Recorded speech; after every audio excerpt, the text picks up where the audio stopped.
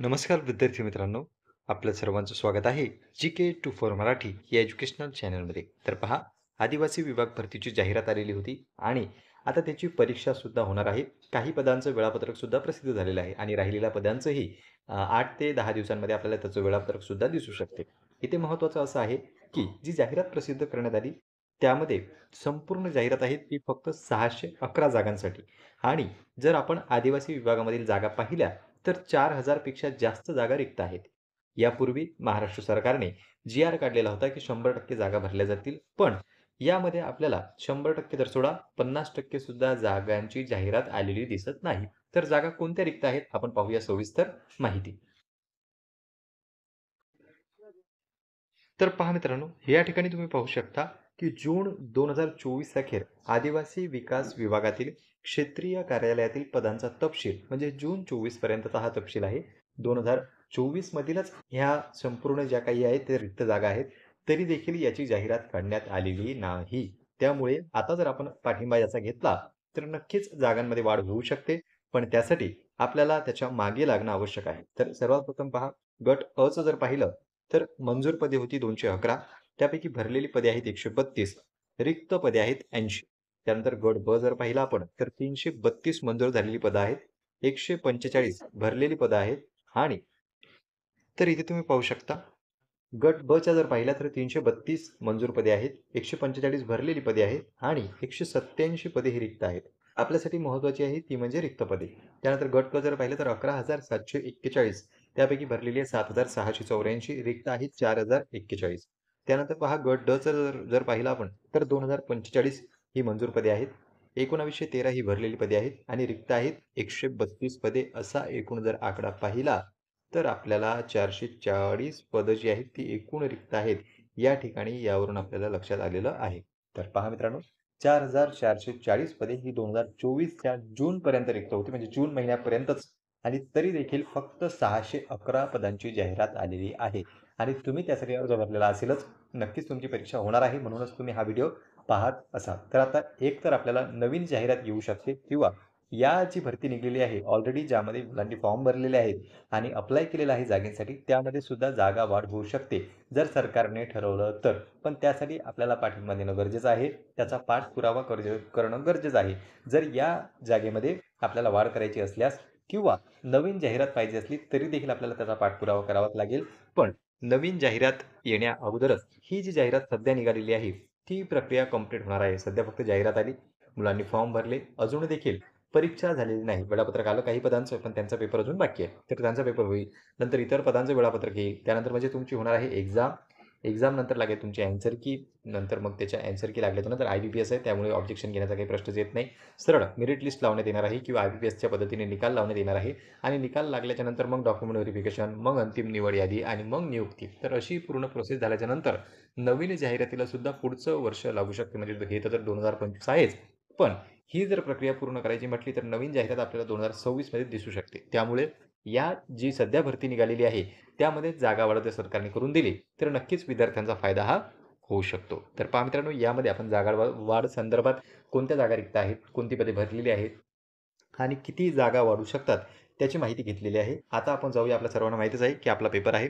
जरी जागा वाढ ह्या त्या गोष्टी चालत असल्या, तरी देखील आपल्याला अभ्यासाकडून दुर्लक्ष करून चालणार नाही. लवकरच आपले पेपर होणार आहे. जे बाकी उरलेल्या पदांचं आहे, त्यांचं वेळापत्रक या महिन्याच्या शेवटी किंवा पुढच्या महिन्याच्या पहिल्या आठवड्यात येण्याची शक्यता आहे. त्यामुळेच आपण जे काही IMP प्रश्न आहेत, त्यांचा सराव करणार आहोत.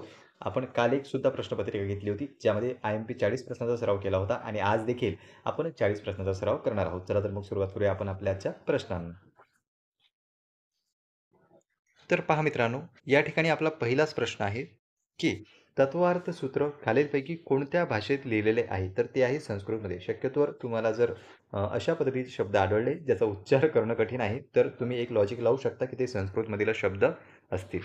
नंतर पहा, महाराष्ट्रात औद्योगिक विकास महामंडळाची स्थापना कोणत्या वर्षी झाली? तर ती झालेली आहे 1962 साली. महाराष्ट्रात औद्योगिक विकास महामंडळाची स्थापना झालेली आहे 1962 मध्ये. हे प्रश्न कोणते आहेत? तर हे सर्व प्रश्न अगोदर परीक्षेला आलेले आहेत आणि यानंतरही परीक्षेला येऊ शकतात. आता काही जणांचं म्हणणं आहे, की जसं तसं कसं येणार आहे? तर पहा मित्रांनो, हे काही सेम टू सेम आदिवासी विभागाला तर आलेले नाही. इतर ज्या परीक्षा झालेल्या आहेत त्यांना आलेले आहेत. त्यामुळेच हे जे प्रश्न आहेत ते आदिवासी विभागामध्ये सुद्धा येऊ शकतात. असे येऊ शकतात किंवा याच्याशी रिलेटेड येऊ शकतात. पण आता प्रश्न जर आपण करायला गेलो तर भरपूर प्रमाणात प्रश्न आहेत. त्यामुळे जे काही फक्त IMP प्रश्न आहेत त्यांचाच आपण सराव करणार आहोत. इथे पहा, त्यानंतर जाऊया पुढच्या प्रश्नाकडे. पुढचा प्रश्न आहे, भारतीय रिझर्व्ह बँकेची स्थापना कोणत्या वर्षी झाली? तर ती झालेली आहे 1935 साली भारतीय रिझर्व्ह बँक RBIची स्थापना. नंतर पहा, पुढील प्रश्न आहे, हिमालयातील सर्वोच्च शिखर कोणते? तर ते आहे कांचनगंगा किंवा कांचनजुंग सुद्धा याला म्हणतात. तर तुम्ही कांचनगंगा हे लक्षात ठेवा. हिमालयातील सर्वोच्च शिखर ते म्हणजे कांचनगंगा. नंतर पुढील प्रश्न, EG हे रिकामी जागाचे प्रतीक आहे. म्हणजे कशाचं प्रतीक आहे किंवा कशाचं नाव आहे, कशाची संज्ञा आहे, असं देखील आपल्याला विचारलं जाऊ शकतं. तर EG कशाचं प्रतीक आहे? ते म्हणजे चांदीचं. नंतर पहा, पुढील प्रश्न, महाराष्ट्राच्या कोणत्या जिल्ह्यात जस्त धातूक आढळते? तर तो आढळते नागपूरमध्ये. लक्षात ठेवा, धातू कोणता आहे? जस्त. आणि कुठे आढळतो? तर तो आढळतो विदर्भाच्या नागपूरमध्ये. नंतर पहा, 1983च्या क्रिकेट विश्वचषक स्पर्धेसाठी भारताचा कर्णधार कोण होता? तर तो होता कपिल देव. IMP प्रश्न आहे, विचारला जाऊ शकतो. नंतर पुढील प्रश्न, ऋग्वेदातील स्त्रोतांना काय म्हणतात? तर त्यांना म्हणतात सूक्त. आलेला प्रश्न आहे, वारंवार परीक्षेला विचारला जातो आणि यापुढेही विचारण्याची शक्यता आहे, त्यामुळे लक्षात ठेवा. आणि चारही वेद IBPS असो किंवा TCS कंपनी असो, तर आपल्याला प्राचीन भारताशी संबंधित जे आहे ते प्रश्न विचारताना दिसते आणि वेदावर एक प्रश्न हमखास आतापर्यंत आलेला आहे. त्यामुळे तुम्ही चारही वेदांचा अभ्यास किंवा त्यातील ज्या ठळक बाबी आहे त्या तुम्ही जाणून घेण्याचा प्रयत्न करा किंवा त्या पाठच तुम्ही ठेवा, कारण की त्यावर सरळ सरळ एक प्रश्न जर तुम्ही सॉल्व्ह केला तर 2 मार्क तुमच्या हातचे आहेत आणि 4 वेद करणं काही मोठी गोष्ट नाही. तुम्ही बेसिक त्याची माहिती घेऊ शकता. नंतर पहा, भारतीय राज्यघटनेतील किती मूलभूत कर्तव्य आहेत? सिंपल प्रश्न आहे. 11 मूलभूत कर्तव्य आहे. सुरुवातीला किती होती असं जर आलं, आता पहा, इथे प्रश्न जो आहे तो तुम्हाला सध्या विचारलेला आहे की भारतीय राज्यघटनेत किती मूलभूत कर्तव्य आहेत. आहेत म्हणजे सध्याचा वर्तमान काळात विचारलेला आहे, त्यामुळे 11. पण सुरुवातीला भारतीय राज्यघटनेत किती मूलभूत कर्तव्य होती असा जर प्रश्न आला तर तो तुम्ही चुकवू शकता. सुरुवातीला भारतीय राज्यघटनेत एकही मूलभूत कर्तव्य नव्हतं. बरोबर? एकही मूलभूत कर्तव्य सुरुवातीला राज्यघटनेत नव्हतं. सुरुवातीला नव्हतं. मग कधी ॲड करण्यात आले? तर 1976 साली 42वी घटना दुरुस्तीने या ठिकाणी मूलभूत कर्तव्यांचा समावेश करण्यात आलेला आहे. 1976 साली 42वी घटना दुरुस्ती करण्यात आली आणि स्वर्णसिंह समिती स्थापन करण्यात आली होती आणि त्याच्या शिफारशीनुसार या ठिकाणी 10 मूलभूत कर्तव्यांचा समावेश करण्यात आला. सध्या किती आहे? 11. मग एक ॲड करण्यात आलं, तर ते करण्यात आलं 86व्या घटना दुरुस्तीने. 86व्या घटना दुरुस्तीने करण्यात आलं, ते म्हणजे 11वं मूलभूत कर्तव्य म्हणून झालेले आहे आता 11. आणि जर 10 मूलभूत कर्तव्यांचा समावेश कधी करण्यात आला तर ते करण्यात आला 1976 मध्ये. तर हे तुम्ही लक्षात ठेवा की 10 मूलभूत कर्तव्य समावेश करण्यात आले 1976 मध्ये. 42वी घटना दुरुस्ती, शक्यतो 42वी घटना दुरुस्तीच म्हणजे घटना दुरुस्ती विचारले जाते.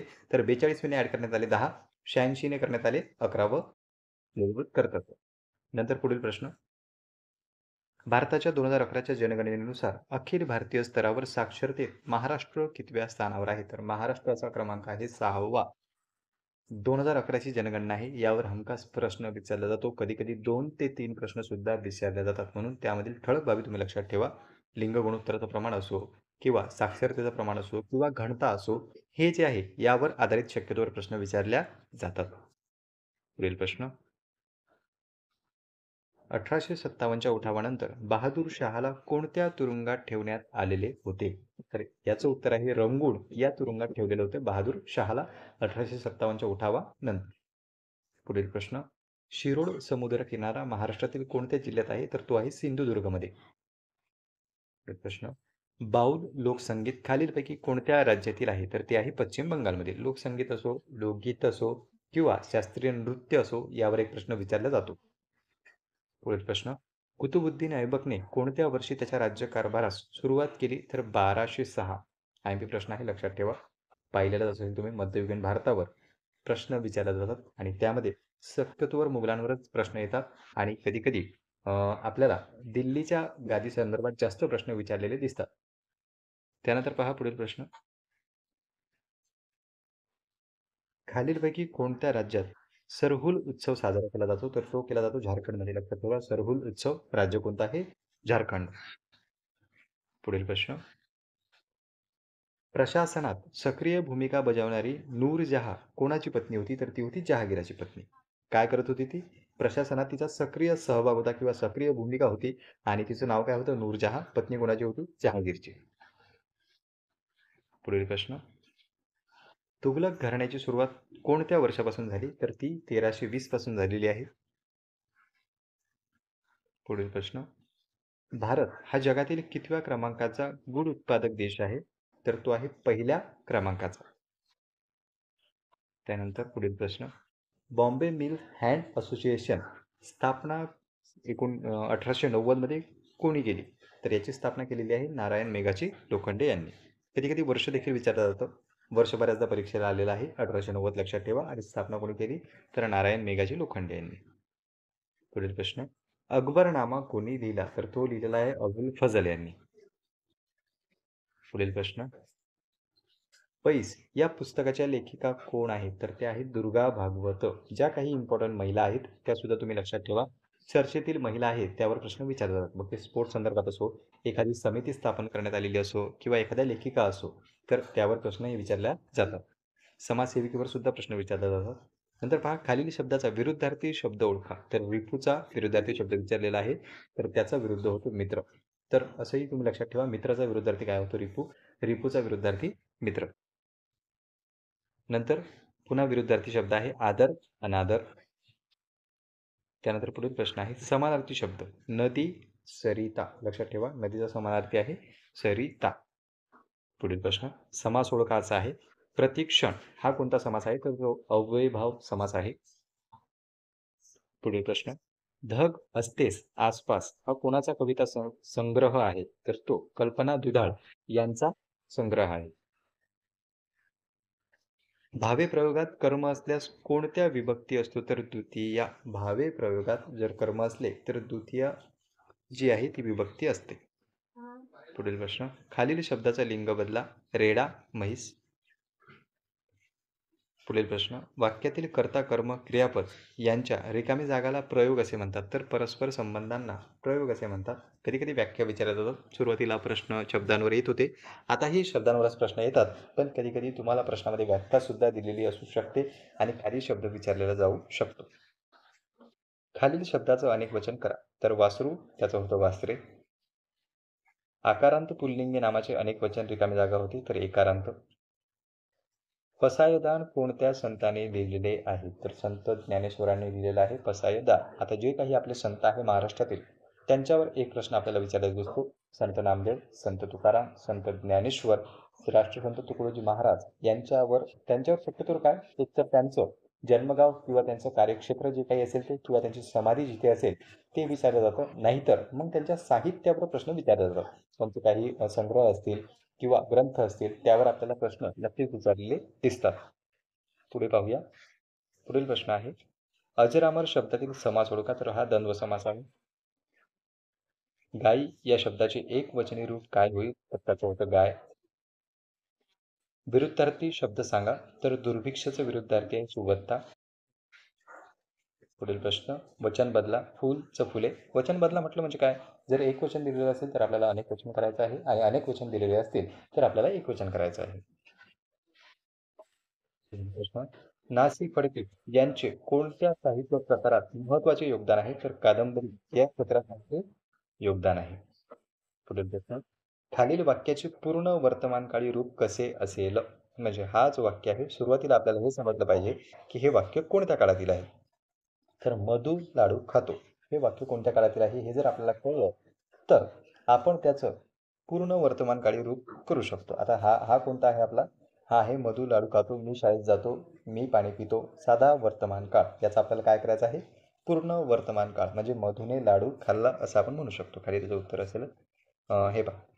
मधुने लाडू खाल्ला आहे. आहे लावणं आवश्यक आहे, कारण की जर आपण फक्त आहे इथून काढलं आणि मधुने लाडू खाल्ला असं जर म्हटलं तर हा होतो साधा वर्तमान काळ. त्यामुळे आहे या ठिकाणी पाहणं गरजेचं आहे. जर तो पूर्ण वर्तमान काळ करायचा असला तर आहे जर राहिला आपल्याच्यानं तर तो साधा भूतकाळ होऊन जाईल. नंतर पहा पुढील प्रश्न. ग्रामगीता ही साहित्यकृती कोणाची आहे? तर ती आहे राष्ट्रसंत तुकडोजी महाराज यांची. त्यानंतर पुढील प्रश्न. घोष या शब्दाचा समानार्थी शब्द कोणता आहे? तर त्याचा समानार्थी आहे गुच्छ. तर पहा मित्रांनो, या ठिकाणी आपण जे काही IMP प्रश्न आहेत त्यांचा सराव केलेला आहे. प्रश्न तुम्हाला कसे वाटले कमेंट सेक्शनमध्ये नक्की कळवा. तुमचे काही सजेशन असतील तेही तुम्ही सुचवू शकता. पुन्हा भेटूया अशाच एका व्हिडिओमध्ये. नमस्कार.